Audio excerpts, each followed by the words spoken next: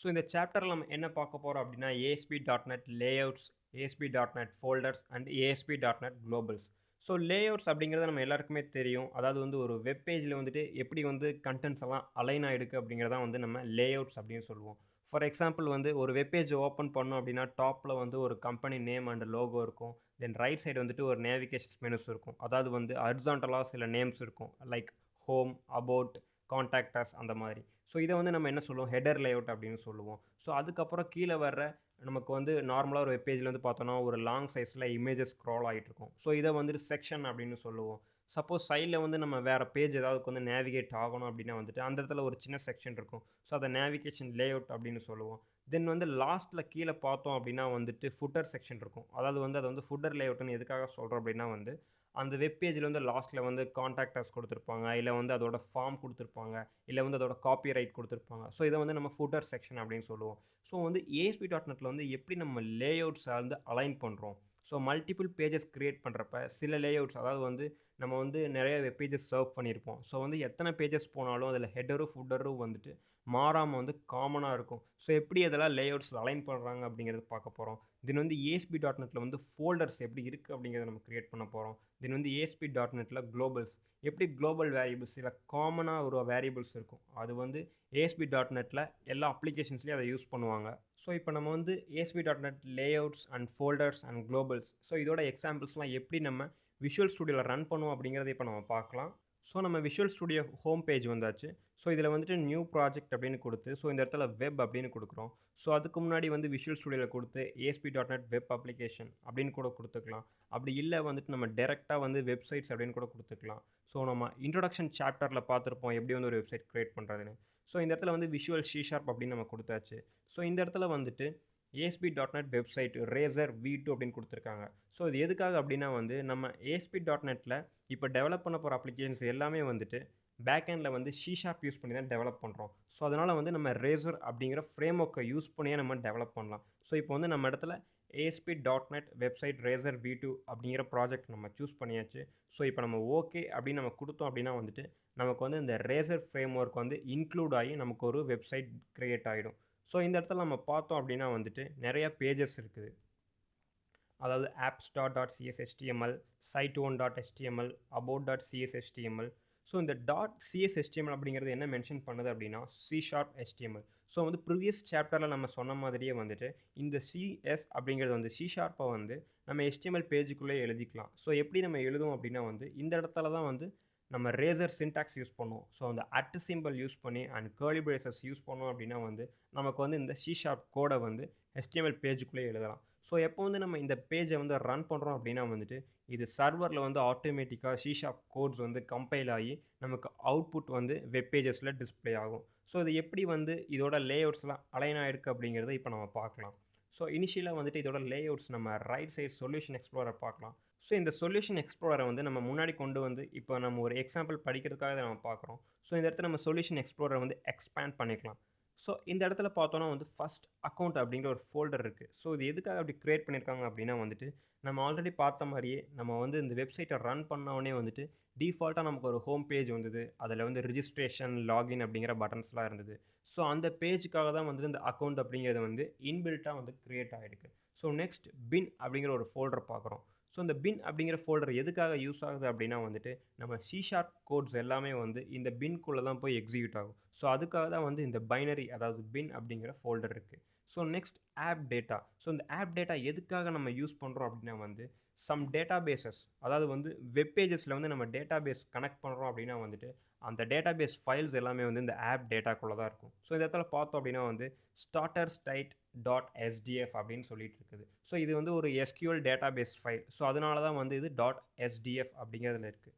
So next content அப்படிங்கிற folder பார்க்கலாம். So இந்த கண்டென்ட் அப்படிங்கிற ஃபோல்டர் எதுக்காக யூஸ் பண்ணுறாங்க அப்படின்னா நம்ம நார்மல் வந்து வெப் டிசைன்லேயே பார்த்துருப்போம். எப்படி வந்து ஒரு HTML CSS ஃபைல்ஸ் நம்ம க்ரியேட் பண்ணுறோம், ஒரு ஃப்ரேம் ஒர்க்கில் வந்துட்டு எப்படி .css ஃபைலை இன்க்ளூட் பண்ணுறோம் அப்படிங்கிறது பார்த்தோம். ஸோ சப்போஸ் நமக்கு வந்துட்டு எக்ஸ்டர்னலாக ஒரு CSS ஃபைல் வேணும் அப்படின்னா வந்துட்டு அந்த CSS ஃபைலை வந்து நம்ம கண்டென்ட் அப்படிங்கிற ஃபோல்டரில் தான் கொடுத்து வைப்போம். ஸோ இந்த எக்ஸாம்பிள் நம்ம பார்த்தோம் அப்படின்னா site.css அப்படிங்கிற ஒரு ஃபைல் இருக்குது. இதுக்காக இது இருக்குது அப்படின்னு பார்த்தா வந்து இன்பில்ட்டாக சில ஸ்டைல்ஸ் வந்து நம்ம எழுதியிருப்பாங்க. ஸோ அந்த இன்பில்ட்டான இருக்கிற அந்த ஸ்டைல்ஸை வந்து இந்த இடத்துல இன்க்ளூட் பண்ணணும் அப்படிங்கிறதுக்காக தான் வந்து இவங்க கண்டென்ட் அப்படிங்கிற ஃபோல்டரில் இந்த சைட் டாட் சிஎஸ்எஸ்ஸை போட்டிருக்காங்க.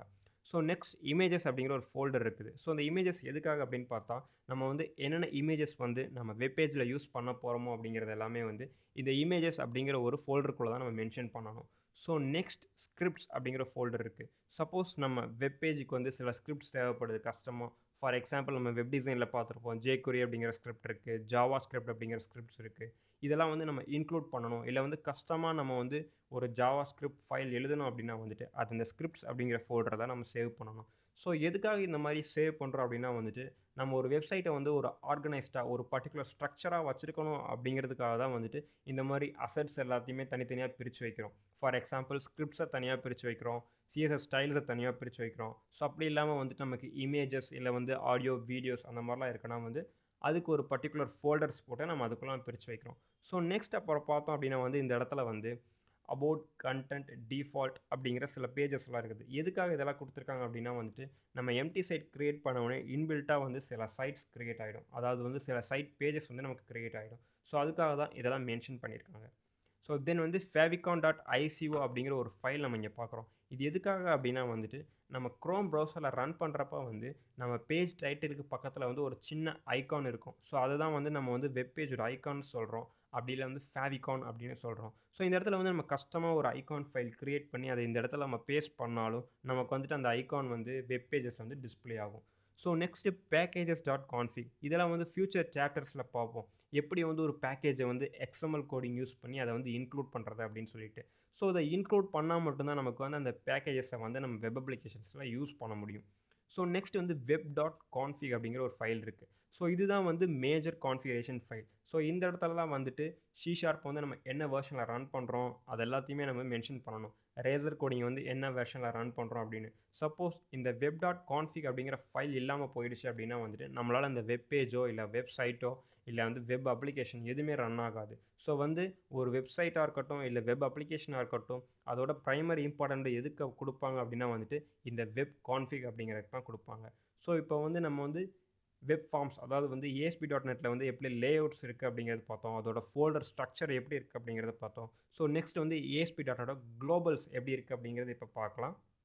ஸோ ASP.NET குளோபல்ஸ் அப்படிங்கிற மீனிங் நமக்கே தெரியும். அதாவது வந்து ஒரு வெப் பேஜில் ஒரு வெப்சைட்ஸில் வந்து மல்டிபிள் பேஜஸ் இருந்தால் அதை வந்து காமனாக சில இடத்த ஷேர் பண்ணிக்குவாங்க. ஸோ அதை வந்து நம்ம குளோபல்ஸ் அப்படின்னு சொல்கிறோம்.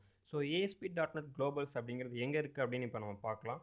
ஸோ வந்து இந்த ஸ்கிரிப்ட்ஸ் அப்படிங்கிற ஃபோல்டர்ஸை வந்து நம்ம எல்லாத்தையுமே வந்து மினிமைஸ் பண்ணிடலாம். ஸோ மினிமைஸ் பண்ணதுக்கப்புறம் வந்துட்டு ஒரு வெப்பேஜ் நமக்கு காட்டும். ஸோ இந்த இடத்துல வந்து apps.cshtml _site layout.cshtml. ஸோ இது ரெண்டுமே வந்துட்டு குளோபல்ஸ். எதுக்காக குளோபல்ஸ் அப்படின்னு சொல்கிறோமோ இந்த ரெண்டு சைட்டில் அதாவது வந்து இந்த ரெண்டு வெப்பேஜில் இருக்க கண்டென்ட்ஸ் தான் வந்துட்டு நமக்கு வந்து மற்ற இடத்துல டிஸ்பிளே ஆகும். ஸோ அதனால தான் வந்து இதை குளோபல்ஸ் அப்படின்னு சொல்கிறோம்.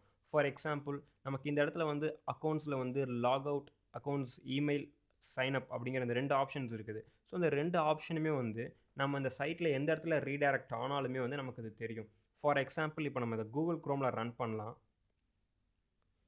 ஸோ நம்ம கூகுள் க்ரோமில் ரன் பண்ணியாச்சு. ஸோ ரன் பண்ண உடனே நமக்கு வந்து இந்த இடத்துல ரெஜிஸ்டர் லாகின் அப்படிங்கிற ரெண்டு ஆப்ஷன் இருக்குது.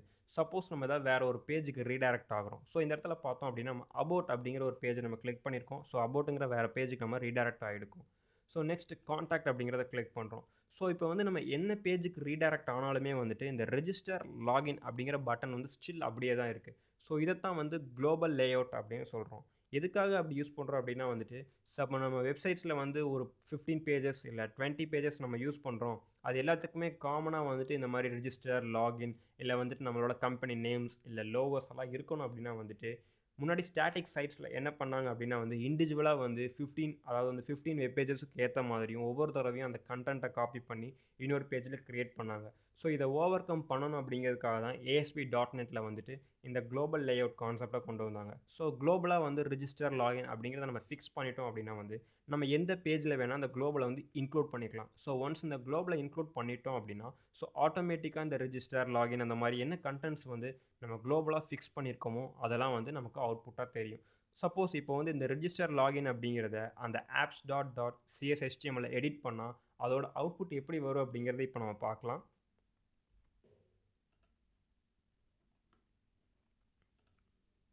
ஸோ இந்த இடத்துல சைட் லேஅவுட் அப்படிங்கிற ஒரு பேஜ் இருக்குது. சப்போஸ் இந்த இடத்துல வந்து யுவர் லோகோ இஸ் ஹியர் அப்படிங்கிறதுக்கு பதிலாக ஸோ இப்போ வந்து நம்ம நேம் சேஞ்ச் பண்ணுறோம். ஃபார் எக்ஸாம்பிள் இன்ஃபோ மீடியா அப்படின்னு நம்ம டைப் பண்ணி சேவ் பண்ணியாச்சு. இந்த இடத்துல பார்த்தோம் அப்படின்னா வந்து நம்ம வந்து HTML ஃபைல்ஸை வந்து ஒரு ப்ரோக்ராம் ரன் ஆகிறப்பயே நம்ம வந்து சேஞ்ச் பண்ணிக்கலாம். ஃபார் எக்ஸாம்பிள் இன்னும் நம்ம இந்த ப்ரோக்ராமை ஸ்டாப் பண்ணலை, so still is running. But வந்து நம்ம என்ன பண்ணுறோம், எடிட் பண்ணலாம். எதனால அப்படின்னா HTML கோட்ஸ் வந்து ஸ்டாட்டிக். ஸோ அதை எடிட் பண்ணால் வந்து நமக்கு வந்து என்ன ஒரு ப்ராப்ளமும் வராது.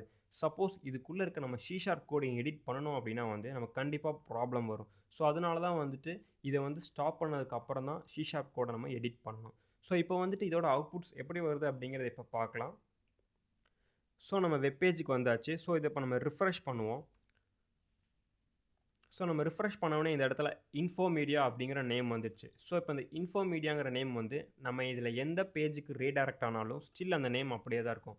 ஃபார் எக்ஸாம்பிள் இப்போ நம்ம அபவுட் பேஜுக்கு போகிறோம், காண்டாக்ட் பேஜுக்கு போகிறோம், இல்லை ரிஜிஸ்டர் அப்படிங்கிற பேஜுக்கு போகிறோம். பட் எந்த பேஜுக்கு போனாலுமே ஸ்டில் இந்த இன்ஃபோ மீடியா அப்படிங்கிறதா வந்திருக்கு. ஸோ வந்து எப்படி இந்த குளோபல்ஸ் அவங்க யூஸ் பண்ணுறாங்க அப்படிங்கிறத இப்போ நம்ம பார்க்கலாம். ஸோ வந்து எக்ஸாம்பிளுக்கு நம்ம காண்டாக்ட் அப்படிங்கிற பேஜ் வந்து எப்படி போகிறோம் அப்படிங்கிறத இப்போ பார்க்கலாம். ஸோ இந்த இடத்துல contact.cshtml அப்படிங்கிற பேஜ் இருக்குது. ஸோ இந்த இடத்துல டாப்பில் பார்த்தோம் அப்படின்னா வந்துட்டு ஒரு ரேசர் சின்டாக்ஸ் யூஸ் பண்ணியிருக்காங்க. ஸோ இந்த ரேசர் சின்டாக்ஸில் என்ன கான்செப்ட் யூஸ் பண்ணியிருக்காங்கன்னு பார்த்தா லேஅவுட் ஈக்குவல் டு ஒரு டபுள் குவாட்ஸ்க்குள்ள சைட் லேஅவுட்.cshtml அப்படிங்கிறத கொடுத்துருக்காங்க. ஸோ இந்த லேஅவுட்டை நம்ம இம்போர்ட் பண்ணதுனால தான் நமக்கு வந்து அந்த லேஅவுட்.cshtml என்ன சேஞ்சஸ் போனாலும் அது நமக்கு டிஸ்பிளே ஆகுது. சப்போஸ் நம்ம இதுலேருந்து ரிமூவ் பண்ணிட்டோம் அப்படின்னா வந்துட்டு நமக்கு அது இந்த காண்டாக்ட் பேஜில் மட்டும் நமக்கு எதுவுமே டிஸ்பிளே ஆகாது. ஃபார் எக்ஸாம்பிள் இப்போ நம்ம இதை ரிமூவ் பண்ணியாச்சு. இதோட அவுட்புட்ஸ் எப்படி வருது அப்படிங்கிறத இப்போ பார்க்கலாம். ஸோ இப்போ நம்ம பேஜை ரிஃப்ரெஷ் பண்ணியாச்சு. ஸோ வந்து ரிஜிஸ்டர் அப்படிங்கிற இடத்துல வந்து இன்ஃபோ மீடியா இருக்குது. சப்போஸ் இப்போ நம்ம காண்டாக்ட் பேஜுக்கு ரீடைரக்ட் ஆகணும்னா ஸோ நம்ம வந்து அதை ரிமூவ் பண்ணதுனால நமக்கு நிறையா குளோபல் ஸ்டைல்ஸ் எல்லாமே போயிடுச்சு. ஃபார் எக்ஸாம்பிள் அதில் சைடில் இந்த decorations, navigation menus, homes, login அது எல்லாமே எனக்கு ரிமூவ் ஆயிடுச்சு. எதனால அப்படின்னு பார்த்தா அந்த சைட் லேஅவுட் அப்படிங்கிற குளோபல் HTML நம்ம ரிமூவ் பண்ணதுனால தான். ஸோ இது அகைன் நம்ம வந்து ரிவர்ட் பண்ணி அதை எப்படி நம்ம ஆர்டினரியாக எப்படி இருந்ததோ அதே மாதிரி மாற்றிடலாம். ஸோ நம்ம வந்து இந்த சாப்டரில் எப்படி ஒரு வெப்பேஜில் வந்துட்டு எப்படி ஃபோல்டர் ஸ்ட்ரக்சராக இருக்குது, அதோட லேஅவுட்ஸ் எப்படி இருக்குது, ஸோ எப்படி சில குளோபல் ஸ்டைல்ஸ்லாம் அவங்க யூஸ் பண்ணுறாங்க அப்படிங்கிறத பார்த்தோம். ஸோ நெக்ஸ்ட் சாப்டர்ஸில் வந்து எப்படி வந்து ஃபார்ம்ஸ் நம்ம டெவலப் பண்ணலாம், எப்படி வந்து ஒரு ஆப்ஜெக்ட் க்ரியேட் பண்ணலாம், ஒரு ஃபைல் ஆக்சஸ் பண்ணலாம் அப்படிங்கிறத பார்க்கலாம். தேங்க்யூ.